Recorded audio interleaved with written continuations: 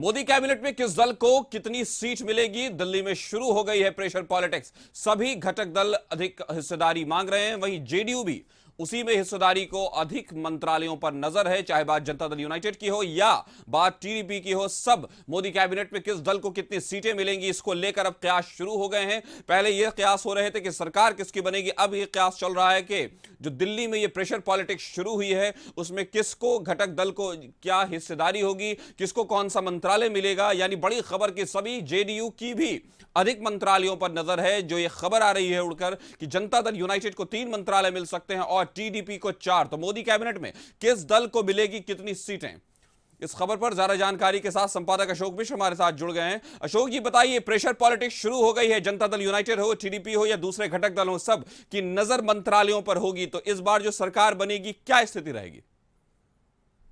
काशिफ, जब सरकार में हिस्सेदारी होगी तो एनडीए घटक के दल जो हैं वो चाहते हैं कि इस हिस्सेदारी में उन्हें मंत्रालय की भी हिस्सेदारी मिले, यानी कि मंत्रियों की संख्या तो मिले ही, बड़े विभाग भी उन्हें मिले। और इसीलिए जदयू हो या टीडीपी हो या अन्य दल हो, जिनकी जितनी संख्या है उस हिसाब से वो हिस्सेदारी ही नहीं चाहते हैं, उस हिसाब से वो बेहतर मंत्रालय भी चाहते हैं। और जो समीकरण है, जो आंकड़े हैं, जो नियम है, उसके मुताबिक 4 सांसदों पर 1 मंत्री पद मिलना लगभग तय माना जा रहा है। तो ऐसी परिस्थिति में टीडीपी के पास 4 विभाग आएंगे, जदयू के पास 3 विभाग आएंगे और जो लोजपा रामविलास है उसके पास 2 विभाग आ सकते हैं। लेकिन सबसे बड़ा सवाल है कि जब अटल बिहारी वाजपेयी की सरकार थी तो उस सरकार में गृह, रक्षा, वित्त और विदेश, राजमार्ग, वाणिज्य, रेलवे, कृषि, पेट्रोलियम, पावर, ये सारे विभाग घटक दलों के पास थे। आपको याद होगा कि उस समय अगर रेल मंत्री नीतीश कुमार थे तो रक्षा मंत्री जॉर्ज फर्नांडिस थे।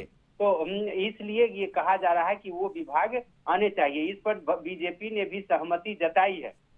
लेकिन जो जानकार सूत्र बता रहे हैं कि बीजेपी कह रही है कि अगर ये विभाग चंद्रबाबू नायडू या नीतीश कुमार जैसे वरीय नेता संभाले तो उनको देने में कहीं कोई आपत्ति नहीं है, लेकिन जो अन्य नेताओं को दिया जाएगा तो फिर ये पद गरिमा के अनुकूल नहीं होगा। कहने का मतलब जदयू में भी कोई बड़े वैसे नेता नहीं है जिनको वित्त मंत्रालय दिया जाए या रेल मंत्रालय दिया जाए। दूसरी तरफ टीडीपी में भी इस बार नए चेहरे जीत करके आए हैं। तो इन मंत्रालय, इन विभागों का को चलाना, इसका अनुभव उनके पास नहीं है, तो इसलिए बीजेपी ये तर्क दे रही है। लेकिन इसके बावजूद भी ये उम्मीद की जानी चाहिए कि जो घटक दल हैं वो अच्छे विभाग लेंगे ही। और इसे आप प्रेशर पॉलिटिक्स नहीं कह सकते, इसे आप ये भी कह सकते हैं कि आवश्यकता भी है। 2025 में बिहार विधानसभा का चुनाव होना है। तो ऐसी परिस्थिति में नीतीश कुमार चाहेंगे कि जदयू के टीम में ऐसे विभाग आए जिससे कि जनता को सीधे उसका असर देखने को मिले और विकास की गति को तेज कराया जा सके। तो ऐसी परिस्थिति में जदयू चाहती है कि कृषि हो, रेल हो, ऊर्जा हो, ऐसे विभाग उसके पास आने चाहिए। टीडीपी चाहती है कि आईटी उसके पास हो, गृह उसके पास हो, लोकसभा अध्यक्ष उसे मिले।